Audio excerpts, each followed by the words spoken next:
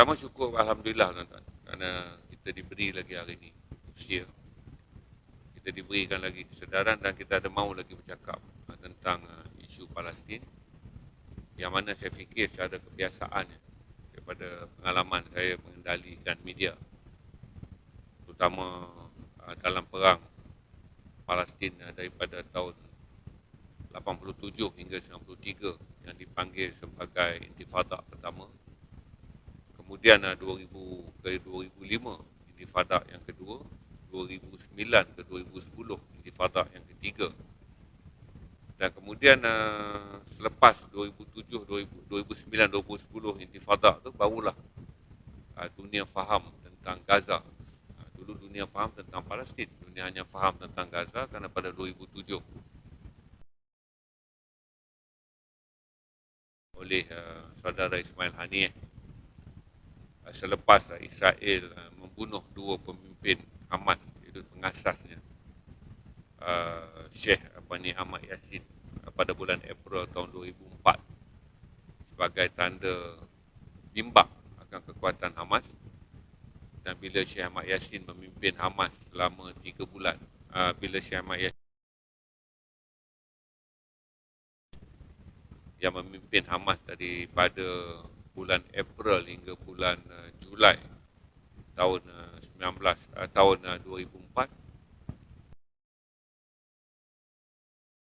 sama bila dua-dua pengasas Hamas atau kita panggil syahid yang terkenal ni telah menampakkan ciri-ciri bahawa Gaza akan menjadi kubu kuat Hamas, maka Israel telah membunuh kedua-duanya.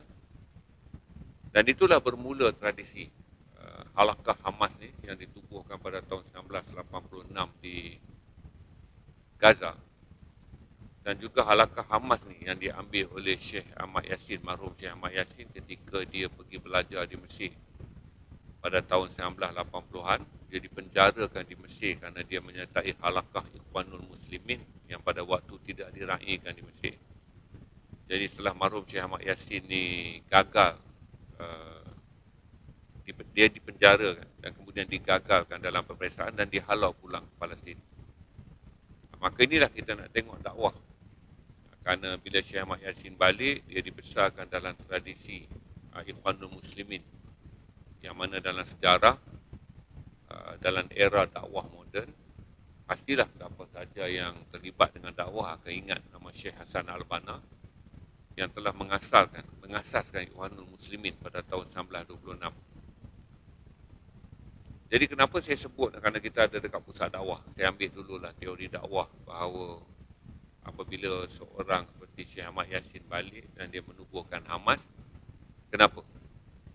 Kerana kesedaran dia bahawa kalaupun orang Gaza dan orang Palestin akan hidup di bawah penindasan orang Yahudi, kalaupun seperti pada waktu itu dah berakhir dah perang 6 hari, di mana Islam kalah pada 5 hingga 10 hari bulan Jun tahun 1967. Kemudian tentera Islam bergabung lagi 11 negara, dan kita kalah lagi perang pada 6 hari bulan Oktober hingga 26 hari bulan Oktober tahun 1973. Itulah perang terakhir yang negara-negara Islam bergabung untuk cuba membantu menyelamatkan Palestin daripada terus dijajah dan dijarah oleh Israel. Jadi bila sahaja tahun-tahun di mana orang-orang Palestin sedar kekalahan 2 kali perang, dalam perang tahun 67 gabungan 8 buah negara Islam, dan perang tahun 1973 dalam gabungan 11 buah negara Islam yang bertujuan untuk menyelamatkan Palestin, menghalau keluar orang-orang Israel atau Bani Yahudi daripada tanah Palestin gagal, maka Syekh Ahmad Yassin sedar ketika orang-orang Palestin mengharapkan masyarakat dunia yang lain membantu mereka, dan harapan ini menjadi tipis, maka dia nak sekalipun atas dunia ni orang-orang Palestin akan hidup di bawah jarahan orang Inggeris, tetapi mereka ada konsep dakwah di mana jiwa mereka tidak dijarah, melainkan mereka adalah orang-orang Islam yang hebat. Maka tu halakah Hamas ni dibuka pada tahun 1986, di mana Syekh Ahmad Yassin tidak mempunyai cita-cita untuk menjadikan Hamas parti politik, apatah lagi memiliki Brigade Al-Qassam yang sangat termasyhur hari ini. Kerana kesedaran Syekh Ahmad Yassin adalah kalaupun Palestin ini adalah sebuah kumpulan orang Islam yang akan hidup di bawah kepimpinan Zionis, itu adalah urusan dunia. Kerana Syekh Ahmad Yassin mengatakan bahawa urusan dunia ni boleh diselesaikan pada bila-bila masa, kerana urusan orang Islam yang paling penting adalah urusan akhirat dia. Maka itulah dia menubuhkan Hamas sebagai sebuah halakah di mana orang-orang yang berada di Palestin jangan berputus harap. Kalaupun kita kehilangan bumi Palestin secara dunia, kita tak hilang satu perkara yang paling besar, iaitu Islam agama kita, yang akan memandu kita untuk masuk ke dalam perjalanan kita selepas mati. Bukanlah warga negara kita, tetapi adalah kewarganegaraan agama kita. Maka itu Syekh Ahmad Yassin bukalah halakah Hamas. Kenapa saya pilih tajuk ni untuk tuan-tuan lihat? Kerana ramai orang melihat Islam adalah hanya kerana kita mahu melihat Islam ni besar bila dia menang. Kita hanya akan rasa berbangga-bangga dengan agama kita apabila dia menang. Dan kita hanya akan merasa agama Islam ni adalah untuk dibangga-banggakan. Sedangkan semua orang tahu bahawa banyak peristiwa-peristiwa yang telah berlaku dalam sejarah Islam adalah peristiwa-peristiwa yang perlu dipelajari. Sebab tu saya selalu saran tuan-tuan membeli buku susunan Buya Hamka, apa dipanggil sejarah Islam 1400 tahun. Saya tak bawa buku tu contoh, kerana apa yang saya kagum adalah Buya Hamka ni sebelum dia kembali ke Ramadullah, dia dah tahu dah apa akan menjadi masalah kepada orang Islam. Sebab tu dia menulis sebuah kitab yang saya tak bawa lah, tapi saudara boleh Google Buya Hamka dan sejarah Islam. Kerana Buya Hamka telah tahu satu masalah besar yang akan melanda orang Islam. Mereka akan menganggap agama ini seperti mana fashion dan agama ini seperti mana status hidup. Di mana mereka akan masuk ke dalam Islam dan berada di dalam Islam ataupun menumpang dan menonjolkan keislaman mereka apabila agama ini adalah sebuah agama yang menang. Agama ini adalah sebuah agama yang beri manfaat. Dan agama ini adalah sebuah agama yang boleh dibangga-banggakan kerana pencapaian dunia. Maka itu Buya Hamka sebagai orang yang faham, orang yang dah nampak ancaman yang akan datang kepada generasi kita yang terkemudian, maka dia telah menulis. Hendaklah kamu baca kisah-kisah yang menjadi bencana, malapetaka dan kesedihan tentang Islam, supaya kamu juga belajar bahawa Islam ni bukanlah tentang cerita-cerita kebanggaan. Maka tu hari ni bila berlaku peristiwa Palestin, tuan-tuan pun faham dia bukanlah peristiwa baru, walaupun kita ada salah faham tentang bagaimana memahami Palestin. Yang mana saya fikir kata ada lebih kurang, mungkin dah dekat 100 video stream saya mengenai Palestin daripada 7 Oktober, sebab hari ni dah 70 hari. Purata saya stream 2 hari. Ada hari yang saya tak larat, maka dah 100 video. Apa yang saya nak jelaskan pada saudara dan juga jemaah yang ada dalam pusat dakwah ni adalah bagaimana nak melihat konteks Palestin ni dalam konteks dakwah. Dengan saya bagi tahu pada tuan-tuan, kalau semua orang ingin melihat isu Palestin ni adalah isu tentang kebesaran, kemegahan dan juga kehebatan Islam. Walaupun secara realitinya kita menyedari ini adalah perang 70 hari yang paling menyedihkan. Selepas An-Nakbah yang berlaku pada tahun 1947 hingga 1949 yang memusnahkan 575 perkampungan orang Palestin daripada Aika ke Haifa, Haifa ke Jaffa City, Jaffa City ke Askalan, Askalan masuklah kepada tempat orang Palestin dihalau sekarang itu Gaza, yang bermula dengan North Gaza, Central Gaza, Bir Arbalah, turun ke Khan Yunis sampailah ke Rafah, sempadan di Mesir. Malah tahun 67 orang Israel ni menang sampai ke Sinai. Tahun 67 dalam perang Arab Israel pada 5 hingga 10 hari bulan Jun tahun 67, semenanjung Sinai yang saudara lihat 40 km panjang itu adalah sebuah tanah Israel. Yang kemudiannya kerana ada perang Ramadan dalam kitab, dalam orang Yahudi, kerana mereka meraihkan Yahudi ini dia ada 8 sambutan besar.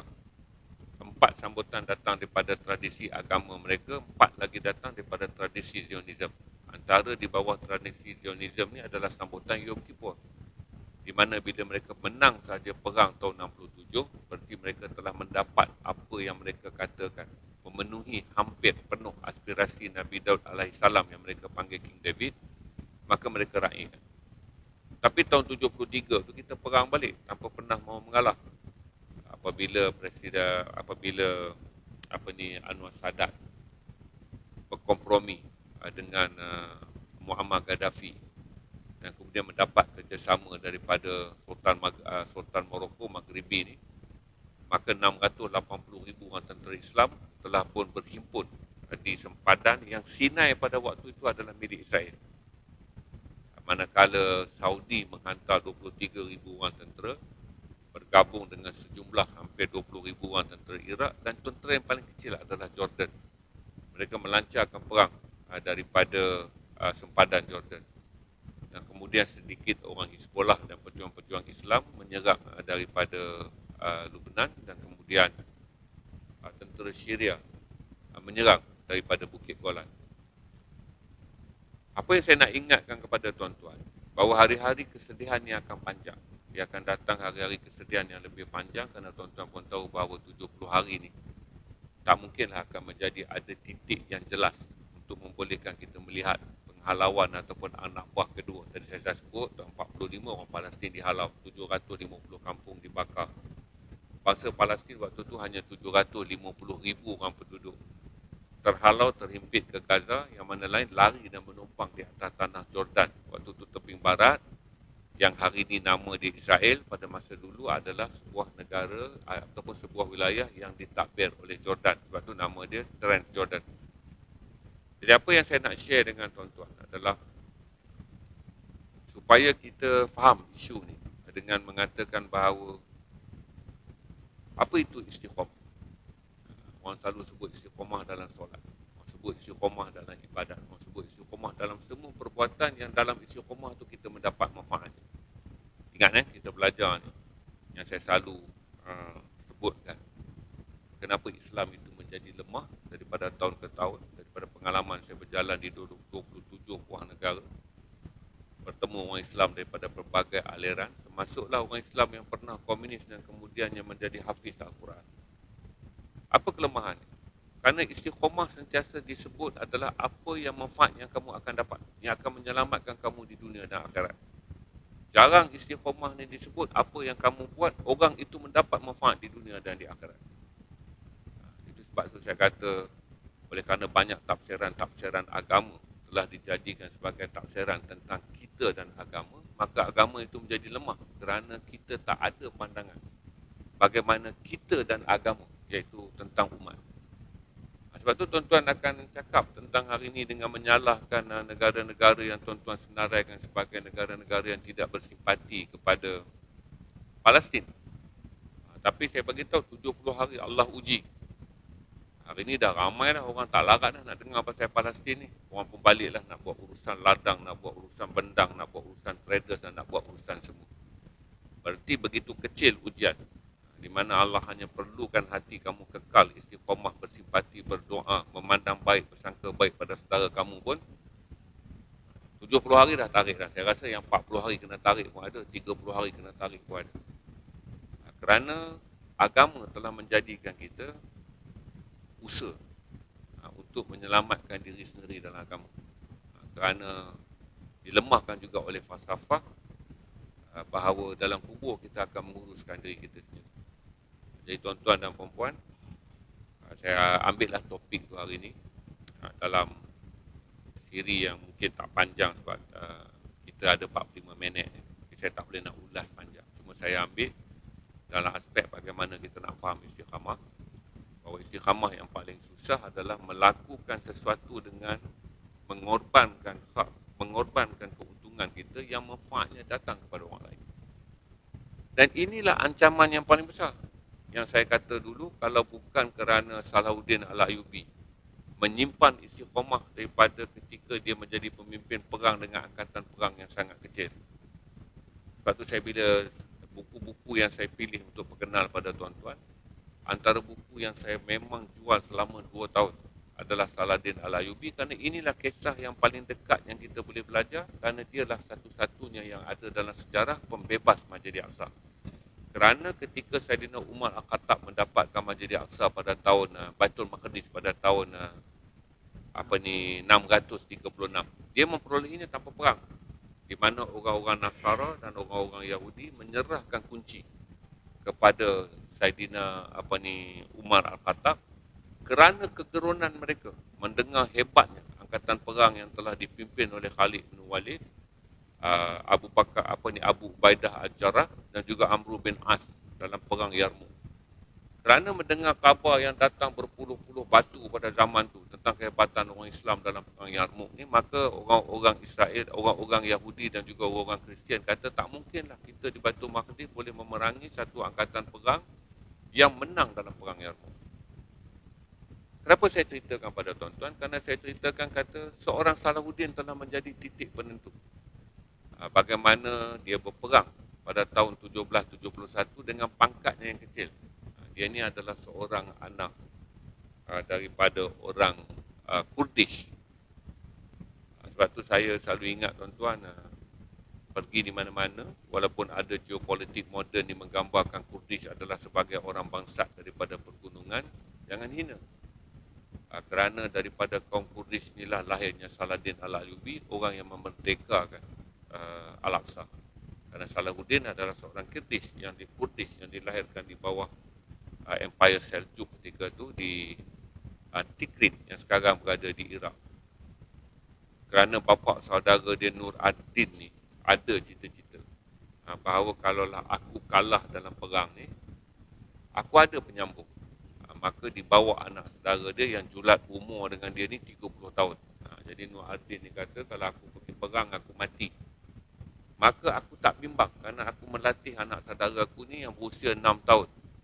Supaya kalau mati aku, Saladin ni akan meneruskan peperangan. Maka Saladin ni bawa daripada Tikrit, dibawa ke Damsyik. Tidak berdarah raja, kecuali aturan Tuhan yang sangat cantik, di mana kemudian saya tunjuk cerita bagaimana Saladin yang datang daripada seorang kaum gunung, iaitu orang Kurdish, dibawa dan kemudian dijadikan seorang yang dilatih pada usia 6 tahun, kemudian hanya seorang kepala perang, panglima perang. Daripada panglima perang kerana niatnya untuk membebaskan Masjid Al-Aqsa, maka Allah bagi laluan dia menjadi sultan dalam Empire Ayyubiah. Okey, 1771 ketika dia dilantik oleh Nuruddin Zingi untuk pergi berperang, dia tak boleh menang perang kerana Empire Damsyik ni, Empire Ayyubiah ni tenteranya tak cukup. Kerana semua orang tahu apabila gabungan tentera-tentera Kristian dari 4 buah negara yang diasaskan satu surat yang ditulis oleh Pope Urban yang keempat. Jadi Pope Urban yang keempat ni, waktu tu Barat terbahagi 2 macam kita lah. Sekarang ni kita ni terbahagi 3, Sunni, Wahabi dan juga Syiah. Ketika orang-orang Kristian nak mengambil Masjid Al-Aqsa, mereka juga mengalami masalah kerana Byzantine Timur adalah Kristian Orthodox. Byzantine Timur ni adalah gabungan wilayah peta sekarang ni Turki dan juga Greece. Mereka adalah Kristian Orthodox. Manakala negara-negara yang mempunyai angkatan perang yang kuat, selain Byzantine Timur yang kuat ni, angkatan perang yang kuat yang lain ni adalah angkatan perang yang datang daripada negara-negara Kristian Katolik. Raja Baldwin yang memimpin Belgium, dia seorang Kristian Katolik. Raja Sicily yang memimpin angkatan perang Itali, dia juga adalah seorang Katolik. Dan begitu juga Raja Toulouse di Perancis, beliau juga adalah seorang Kristian Katolik. Tapi oleh kerana Pope Urban ni dia tak sombong sebagai seorang Raja Vatikan, sebagai seorang Pope Vatikan yang selama ratusan tahun mereka mempunyai pemusuhan dengan orang-orang Ortodok, tapi dia menerima surat daripada Raja Byzantine dengan mengata, wahai orang-orang Vatikan, orang-orang Katolik, kalau jatuhlah kami orang-orang Byzantine Timur, Kristian Ortodok ni, nescaya satu hari Islam akan sampai ke tanah air kamu. Ayat dia mudah. Untuk kita sekarang tu berdebat pasal macam-macam mazhab ni, ayatnya 1000 tahun dulu.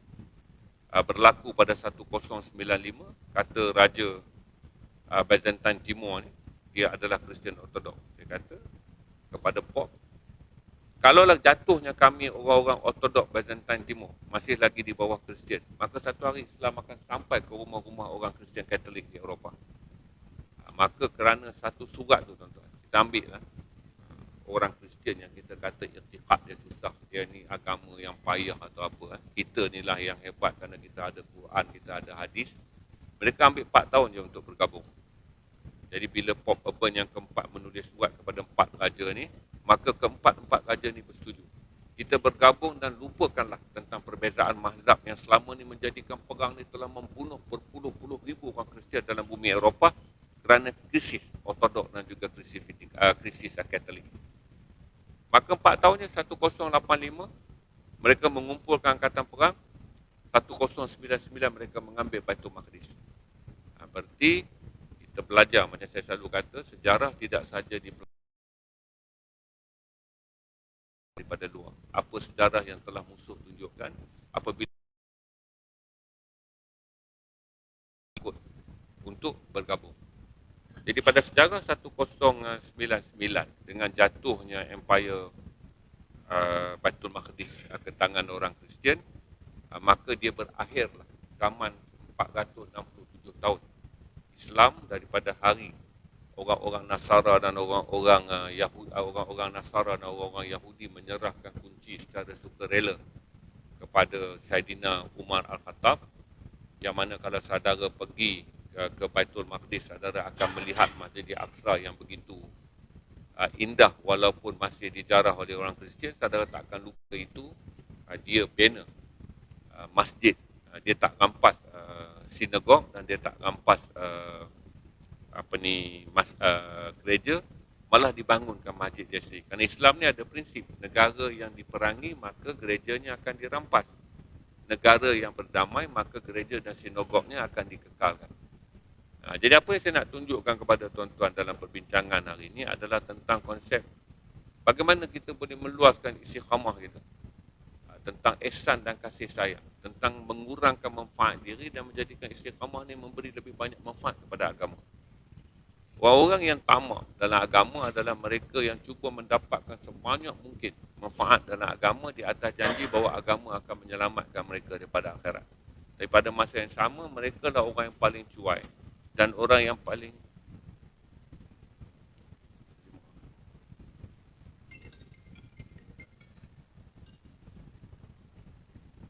tadi ingat tak ada orang pada start tadi 4-5 kerat. Saya tak naklah pakai mic, jadikan majlis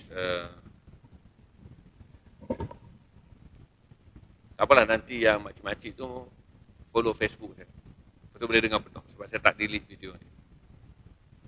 Jadi bila berlaku saja peristiwa, saya nak tuan-tuan lihat bahawa Palestin ni bukanlah benda yang kita baca dalam cara yang tersurat. Kalau kita baca dalam cara tersurat, dia telah lama menjadi isu yang boleh diselesaikan. Cuma hari ini saya bagi tahu kerana perang ni akan panjang, walaupun hari ini ada berita terbaru akan ada rundingan gencatan senjata di mana wakil Mossad dan juga wakil Jack Sullivan daripada Rumah Putih telah pun turun semula ke Qatar, ke Doha untuk mengadakan rundingan. Mungkin ada gencatan senjata, tapi saya tak fikirlah gencatan senjata ni adalah gencatan senjata yang panjang. Maka tu saya nak tunjuk kata, bukan saya nak berkongsi kata apa yang berlaku hari ini adalah peristiwanya adalah sangat panjang. Tuan-tuan dan perempuan, bila Saladin dilantik jadi panglima perang, kerana Saladin ni datang daripada anak yang telah diasuh oleh bapa saudara dia, bahawa Saladin, tidaklah aku bawa engkau daripada Tikrit datang sampai ke kota Damsyik, melainkan aku ada kemahuan kalaulah aku ni mati. Kata Nur Ardin, bapa saudara dia, aku dah ada anak saudara yang akan berperang, yang kemudian membebaskan Masjid Al-Aqsa. Nur Ardin ni dia tak pernah perang sekalipun. Pada zaman dia ni dia tak cukup kekuatan. Maka Saladin pada usia dia lahir tahun 1337, tahun 1771 berarti dia berusia 35 tahun. Maka dia memimpin perang yang pertama dengan jumlah tentera yang sedikit yang datang daripada Empire Ahli Sunnah wal Jamaah di Ayubiah. Dia pergi perang dan kalah perang, dia balik. Bila dia balik, walaupun kalah perang, Allah atur satu takdir bahawa dialah yang kemudiannya diangkat menjadi sultan dalam Empire Ayubiah. Tapi dia masih ada masalah kerana empire yang berada di sebelahnya di Mesir itu adalah Empire Syiah Fatimiyah, yang menjadikan Saladin nak pergi minta tolong Empire Syiah Fatimiyah ni. Sebab tu saya suruh belajar sekarang ni supaya kita faham kata pergeseran tentang mazhab ni bukanlah baru. Oleh kerana Saladin ni naik jadi raja tahun 1773, 2 tahun lepas dia balik menjadi panglima perang Empire Ayubiah dan kalah dalam perang untuk memerdekakan Masjid Aqsa, maka dia menjadi sultan. Dia jadi sultan tak sempat dia nikmati apa, tak pernah dia berada di singgah sana, malah tak pernah pun dia memakai jubah seorang raja. Melainkan sentiasa dia pakai adalah jubah seorang panglima perang. Tahun 1774, Saladin ni pergi lagi perang. Kali ini turun sebagai seorang raja yang memimpin perang. 3 tahun selepas dia menjadi seorang panglima yang memimpin perang.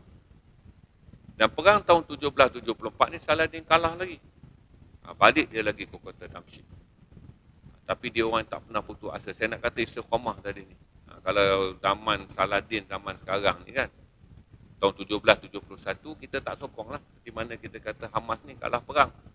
1774 kita tak sokong lah. Sebab kita tak dapat melihat kebanggaan yang nak kita tumpang pada Saladin. Sebab tu sejarah Saladin ni dibaca orang panjang. Kerana hari kemenangan dia hanya datang pada tahun 1187. Iaitu kira-kira 16 tahun selepas dia berperang.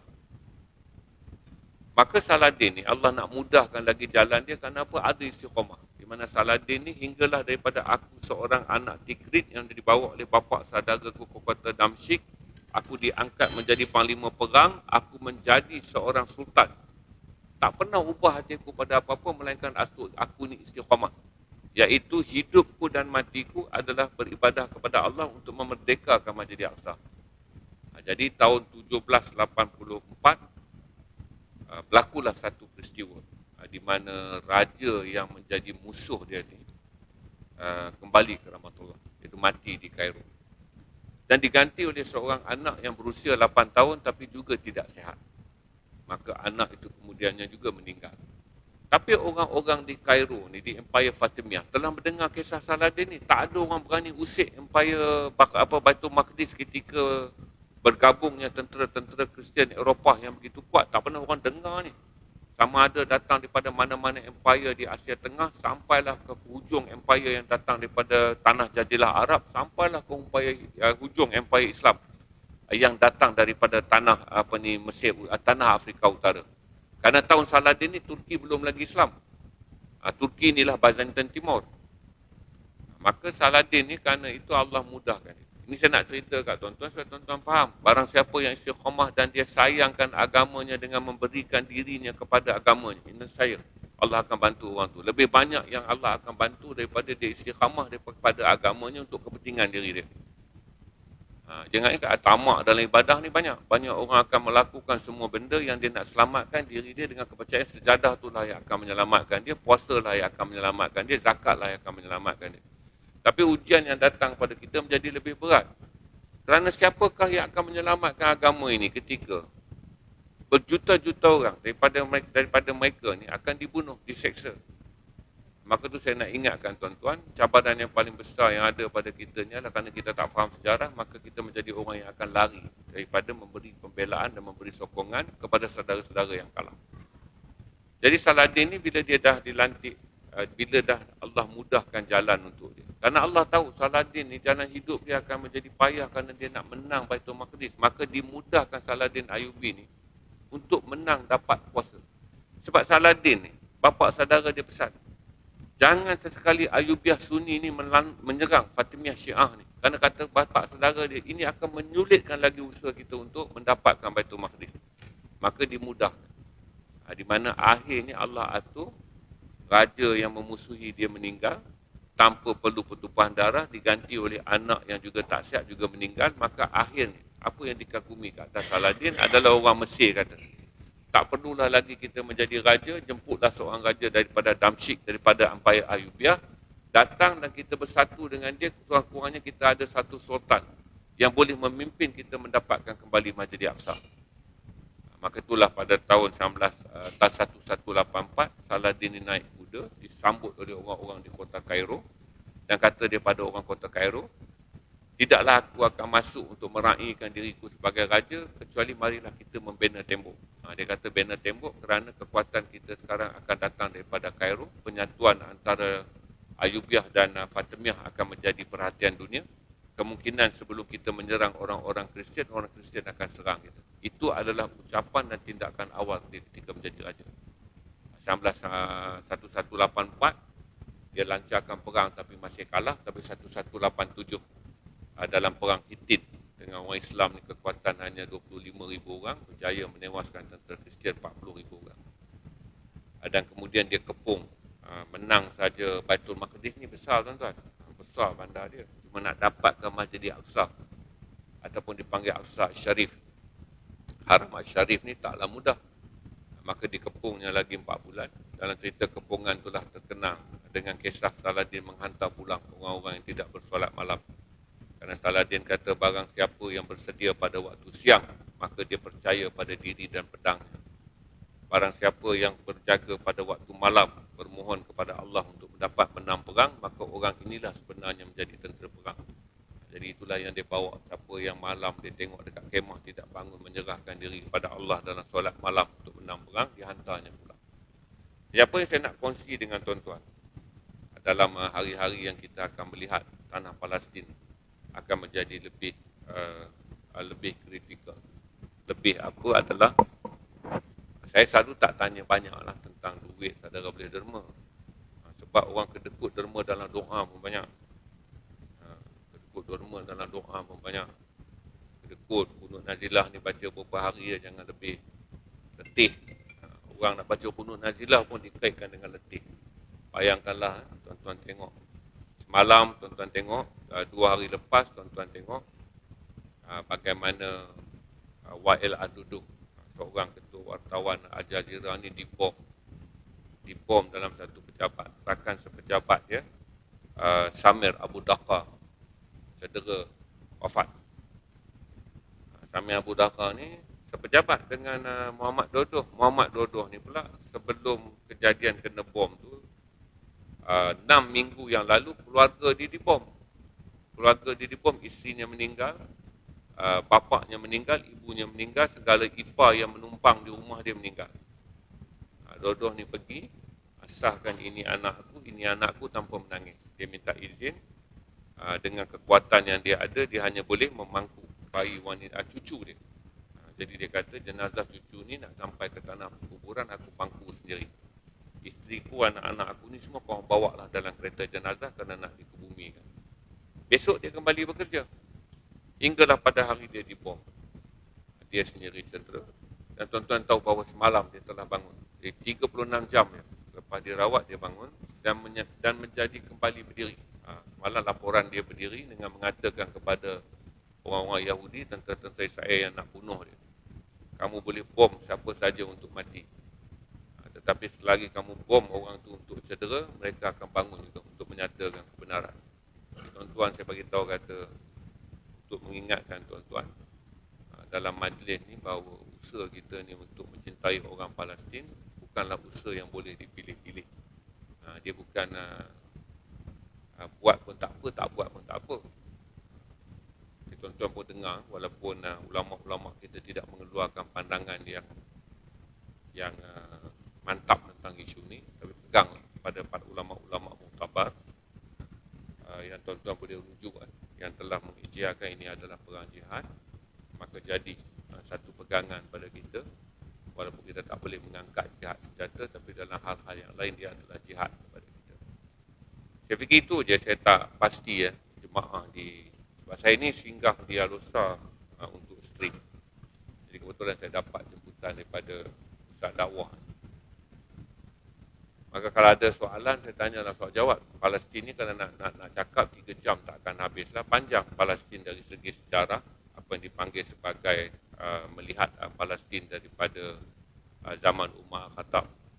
Kemudian Palestin ini dipecahkan pula pada sejarah yang kedua, iaitu pembebasan Palestin daripada pentadbiran semula Empire Ayubiah disambung oleh Empire Osmaniyah selama 402 tahun, dan kemudian Palestin yang jatuh di dalam perjanjian pengkhianatan British dengan Israel terhadap orang Palestin 1948, atau dipanggil Hari An-Nakbah pada 15 hari bulan Mei 1948 tu, bawa sampai sekarang adalah sejarah yang lain pula. Panjang lah nak kupas satu-satu kan. Tapi secara umumnya tuan-tuan tahu, orang Palestin hari ini sedang menghadapi Selepas sahaja perjanjian Oslo 1963, ini adalah perang yang ke-13 yang paling dahsyat lah. 2014 sebelum ni dah dahsyat dah. Ini adalah perang yang terdahsyat, di mana apabila selepas perjanjian Oslo, orang-orang Yahudi berjanji kepada Amerika bahawa mereka akan memberi sebuah tanah Islam kepada orang Islam. Tapi masuk tahun ini dah 30 tahun janji itu tak dipenuhi. Malah tanah Palestin yang waktu perjanjian ini dibuat 22% tanah Palestin tinggal. Orang Yahudi kena berundur ikut peta tahun 67. Berarti orang Palestin akan mendapat kembali 44% tanah dia. Tapi hingga hari ini, bumi Palestin yang 100% milik Palestin ini tinggal 15% untuk orang Palestin.